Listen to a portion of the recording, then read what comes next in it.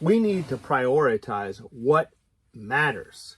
If you're trying to produce a protection dog, these breeders and these trainers of protection dogs don't even know what the concept of protection is. Okay? They think that a sport or that snarling on a chain equals protection. Many of these people think snapping at the end of a chain means a game dog or a confident dog. That might be a fear-biting cur, okay?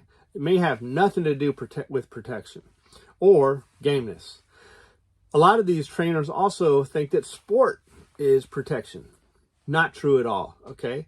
Now, there's certainly a lot of attributes in sport work that also apply in protection dogs. A lot of those attributes are interchangeable, but the methodology and the breeding is slightly different, okay? And if you're not able to distinguish between the differences between sport and protection, then I have to ask yourself, do you even know what protection work is about? For example, a lot of fathers, when their daughter has a boyfriend that come over that they're going to go out on their first date, a lot of times you'll see a father pull out a rifle or a pistol and they'll be cleaning their gun or have the gun sitting on the coffee table while they have their intimidating conversations. Son, this is my daughter here. What are your intentions? All right.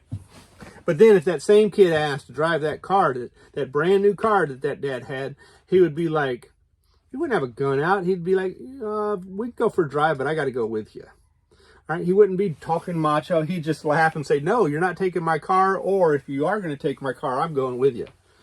How many of those fathers will go on the first date or two with their daughter and that boy to get to know, is this boy an honorable man?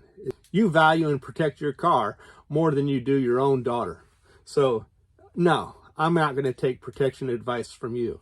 All right, when you carry a pistol, you don't carry it with a loose hand on the end of the grip. You don't carry it with your finger on the trigger. You carry it like a competent individual. And I say this, there's a way to carry a pistol. Most people buy a pistol, they put it under their bed or in a coffee table beside their bed or in a safe, and they never even go out and fire 100 rounds in it. All right, we have a shooting range on this property, right? So there's a way of handling a tool. And if you don't have the competence or even the awareness of your environment, then you probably don't know how to use that tool. Okay, what's the point of buying the stuff if you're not going to learn how to use the stuff? The number one thing that comes into play when it comes to protection work is accepting personal responsibility. After you accept personal responsibility, then you're going to realize that awareness of the environment is secondary. Okay, you really need to be aware of the environment. If you're not aware of the environment, then what are you protecting from? You can't just take out everybody and you can't ignore everybody, right? So you need to be aware of what's going on around you. After those two things, you have skill set. Okay, and after skill set, then by skill set, I mean knowledge, okay, equipment, knowing what to have and how to use it. And then the last thing is actually the ability to use it. The ability to use correctly. So, yes, a lot of people say you need to go get the training before you buy the equipment. Yes and no, okay? How are you going to train if you don't have the equipment? You can train with what you have, that's true, but you already have that. So you had that equipment. So you train with the equipment that you have, and then you get additional equipment next to take it to the next level. And before you worry about anything else, train with that. So you have to have the equipment and the time behind the trigger, so to speak. Now, I sigh because this one's a little personal for me. I have a massive disdain for college and professional sports on TV. Now, I think sports are great, okay? I think they are great. They're things that we can do with our family, our friends, our loved ones, our children, and spend time with them to have bonding time and fellowship, for us to develop relationships that we're going to need with these individuals before we guide them, because we want them to trust and love and like us, so they'll listen to us when we give them the guidance that they need. Unfortunately, that is the exact opposite of what happens in sports. People, men in particular, are addicted to sports. They come home from a hard day's work and they need to relax, and I get it. I've done it. Years I've done it. I worked 60 to 80 hours a week, and some people might think I'm full of nonsense for telling you this, but it's true. There's probably more weeks that I worked 80 hours than there are 60, because I was working 3 jobs.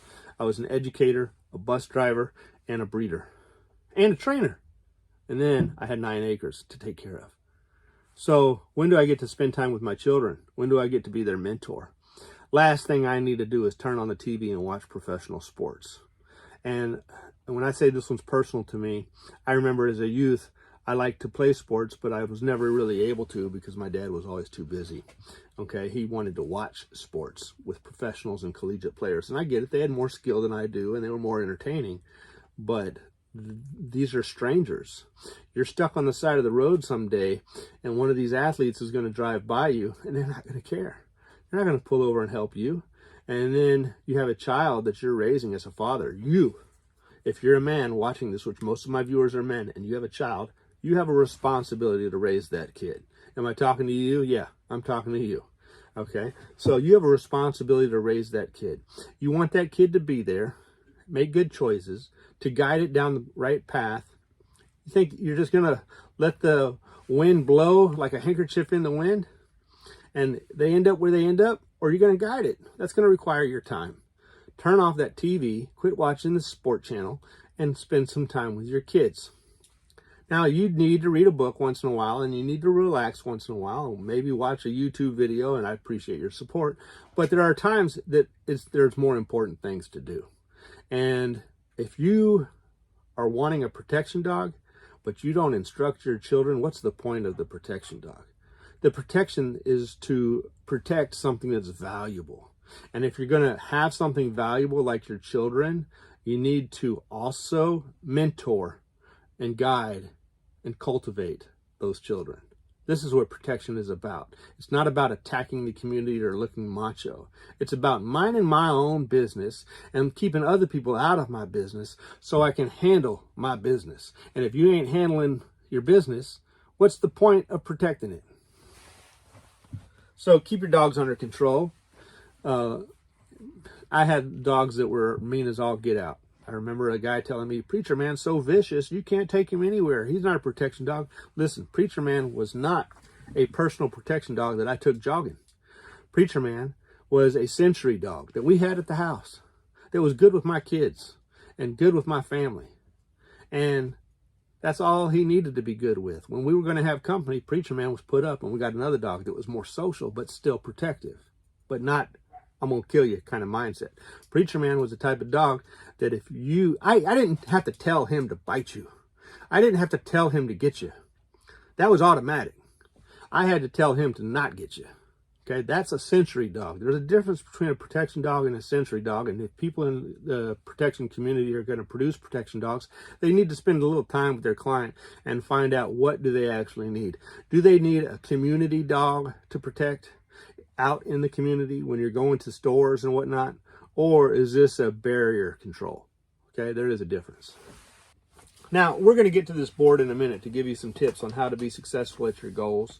And these goals and tips that I'm going to include on this board are not only goals for a breeder, they can be used for just about anything that you're trying to be successful at in your life. Okay, you need to value what's important.